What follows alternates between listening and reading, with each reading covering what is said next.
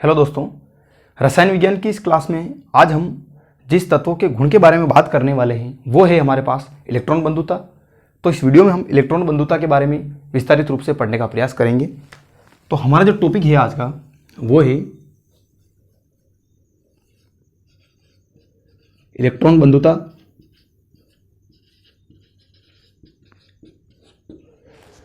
अब इलेक्ट्रॉन बंधुता को पढ़ने से पहले हम कुछ बात करते हैं कि इलेक्ट्रॉन बंधुता से पहले हम जैसे कि हमने पहले पढ़ा था कि आयनन ऊर्जा। तो आयनन ऊर्जा में हमने पढ़ा था कि किसी परमाणु से इलेक्ट्रॉन को निकालने के लिए जितनी ऊर्जा की आवश्यकता होती है उस ऊर्जा को आयनन ऊर्जा कहते हैं। तो उसका ठीक विपरीत होगा कि किसी भी यदि कोई गैसीय परमाणु है तो उस परमाणु में इलेक्ट्रॉन जोड़ने के लिए जो ऊर्जा उत्सर्जित होगी यानी कि ऊर्जा निकलेगी उस ऊर्जा को हम इलेक्ट्रॉन बंधुता कहते हैं। तो आयनन ऊर्जा की ठीक विपरीत होगी। तो वो परिभाषा किस प्रकार होगी वो हम लिखते हैं कि जब किसी उदासीन गैसीय परमाणु में इलेक्ट्रॉन को जोड़ा जाता है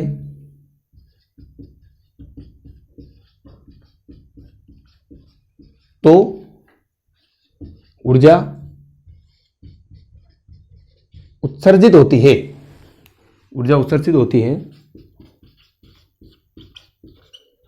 तो इस ऊर्जा को इलेक्ट्रॉन बंधुता कहते हैं। इलेक्ट्रॉन बंधुता कहते हैं। अब इलेक्ट्रॉन बंधुता की परिभाषा तो हमने देख ली, लेकिन अब हम बात करते हैं कि इलेक्ट्रॉन बंधुता कितने प्रकार की होती है।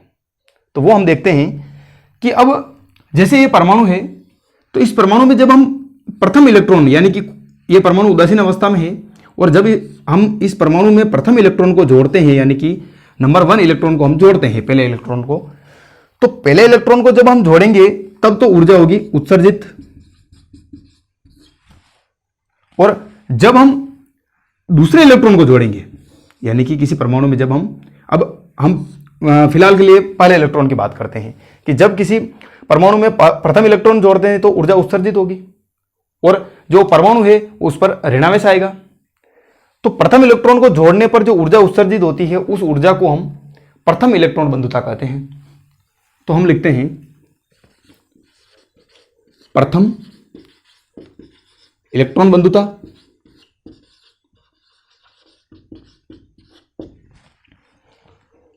जब किसी परमाणु में प्रथम इलेक्ट्रॉन जोड़ा जाता है तो उत्सर्जित ऊर्जा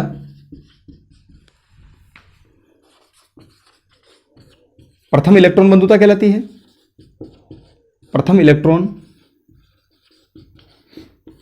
बंधुता कहलाती है। और अब जैसे कि यह कोई परमाणु ए है और यह इलेक्ट्रॉन ग्रहण करेगा तो इस पर माइनस आवेश आएगा और इसको हम E1 यानी कि प्रथम इलेक्ट्रॉन बंधुता कहते हैं। प्रथम इलेक्ट्रॉन बंधुता। इसी प्रकार अब यह तो हो गया प्रथम इलेक्ट्रॉन बंधुता। अब यदि हम किसी दूसरे इलेक्ट्रॉन को यानी कि प्रथम इलेक्ट्रॉन तो जुड़ गया है, जब हम दूसरे इलेक्ट्रॉन को इसमें जोड़ते हैं इस परमाणु में तो इलेक्ट्रॉन के मध्य प्रतिकर्षण होगा और उस प्रतिकर्षण के कारण जो ऊर्जा होगी वो अवशोषित होगी। और अब इस अवशोषित होने वाली जो ऊर्जा है वो ऊर्जा द्वितीय इलेक्ट्रॉन बंधुता कहलाती है। तो हम लिखते हैं कि द्वितीय इलेक्ट्रॉन बंधुता। तो हम लिखते हैं कि जब प्रथम इलेक्ट्रॉन जोड़ा जाता है तथा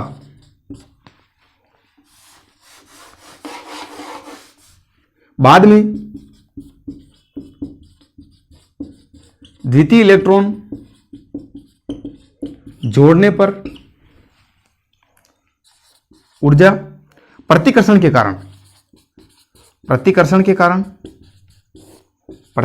कारण ऊर्जा अवशोषित होती है।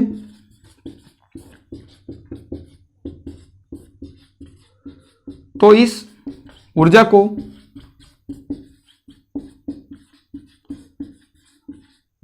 द्वितीय इलेक्ट्रॉन बंधुता कहते हैं।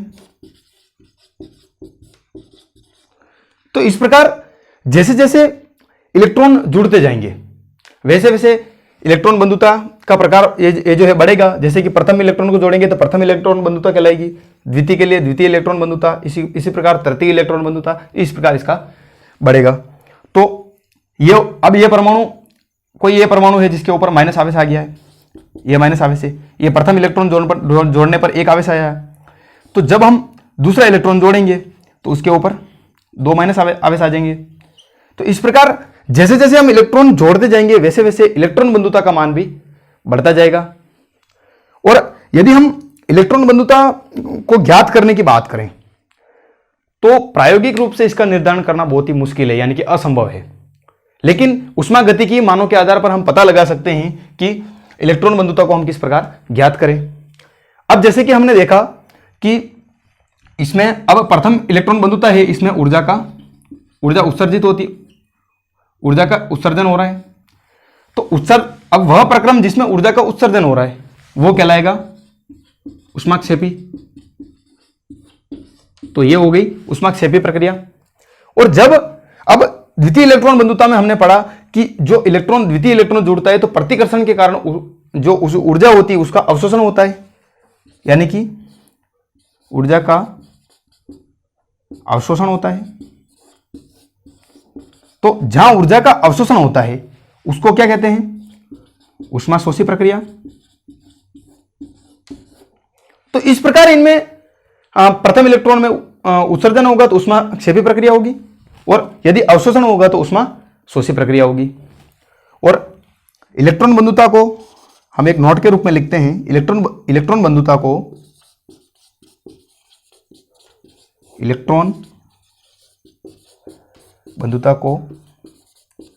इलेक्ट्रॉन वोल्ट में प्रदर्शित करते हैं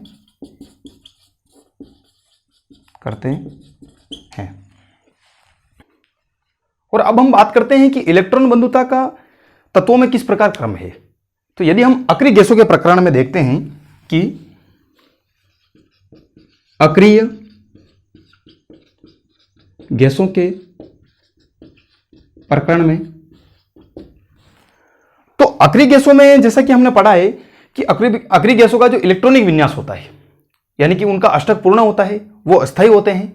अब जैसे कि ये कोई अक्रिय गैस है और उसका अष्टक पूर्ण है, यानी कि उसके पास 8 इलेक्ट्रॉन है उसके संयोजी कोष में, यानी कि उसका अष्टक पूर्ण है, उसको किसी इलेक्ट्रॉन की आवश्यकता नहीं है। तो अब इसको किसी इलेक्ट्रॉन की आवश्यकता नहीं है तो ये पूर्ण है, तो इसकी जो इलेक्ट्रॉन बंधुता का जो मान होगा वो होगा 0, क्योंकि इसको किसी इलेक्ट्रॉन की आवश्यकता नहीं है, सक्षम नहीं है इलेक्ट्रॉन ग्रहण करने के लिए। तो हम लिखते हैं कि अक्रिय गैसों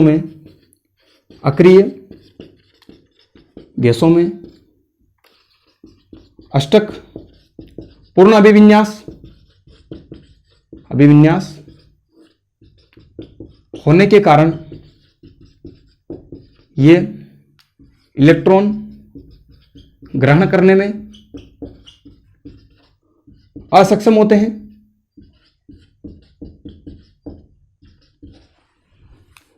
जिससे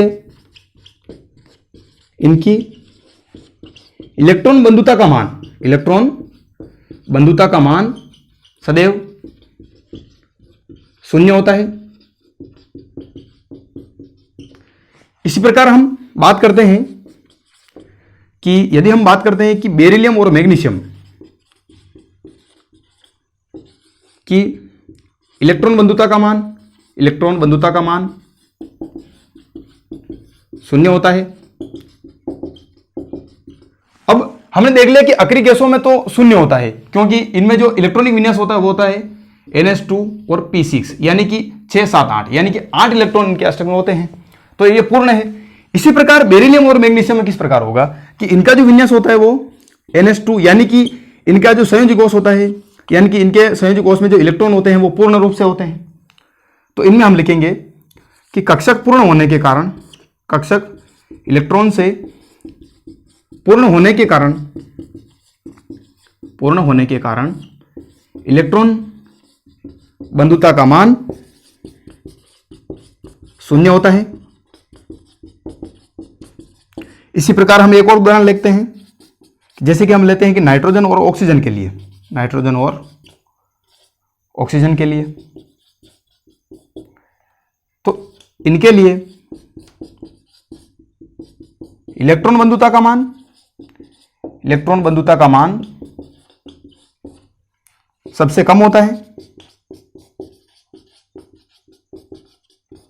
क्योंकि इनके पास अर्धपूरित कक्षक होते हैं। तो इलेक्ट्रॉन बंधुता में हमारा जो बिंदु आता है अगला, वो ये है कि इलेक्ट्रॉन बंधुता को प्रभावित करने वाले कारक, इलेक्ट्रॉन बंधुता को प्रभावित करने वाले कारक, यानी कि इलेक्ट्रॉन बंधुता को कौन कौन से कारक प्रभावित करते हैं। तो हमारे पास जो सबसे पहला कारक है वो ये है कि परमाणु आकार। परमाणु आकार, इसके बारे में हम कुछ इस प्रकार लिखेंगे कि परमाणु आकार बढ़ने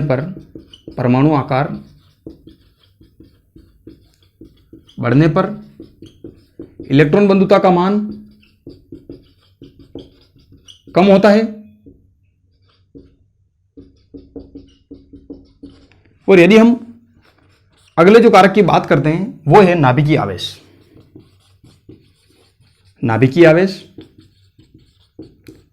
तो नाभिकीय आवेश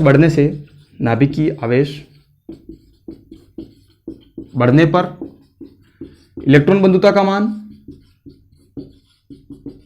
बढ़ता है। तो इस प्रकार हमारे पास ये दो कारक मुख्य रूप से हैं जो इलेक्ट्रॉन बंधुता को प्रभावित करते हैं। अब इलेक्ट्रॉन बंधुता के महत्व कौन कौन से, यानी कि इसके कौन कौन से फायदे हैं हमें, वो ये देखते हैं हम कि इलेक्ट्रॉन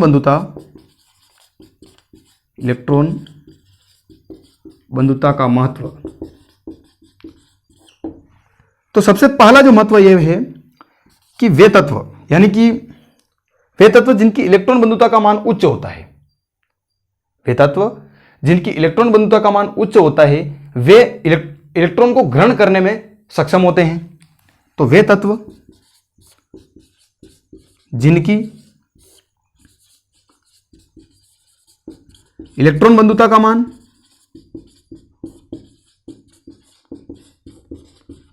उच्च होता है, वे इलेक्ट्रॉन ग्रहण करने में सक्षम होते हैं। और इस प्रकार हम दूसरा जो कारक देखते हैं वो क्या होगा कि इलेक्ट्रॉन बंधुता को, यानी कि इससे इसका क्या महत्व है हमारे पास। तो दूसरा महत्व यह है कि यानी कि वे तत्व जिनके इलेक्ट्रॉन बंधुता का मान उच्च होता है वे प्रबल अपचायक भी होते हैं। तो हम लिखते हैं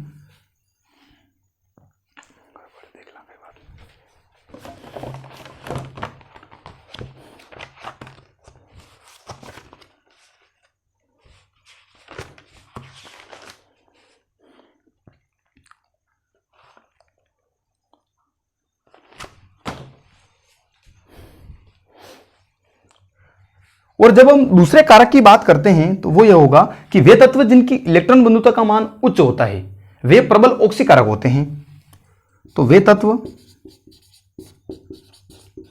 जिनकी इलेक्ट्रॉन बंधुता का मान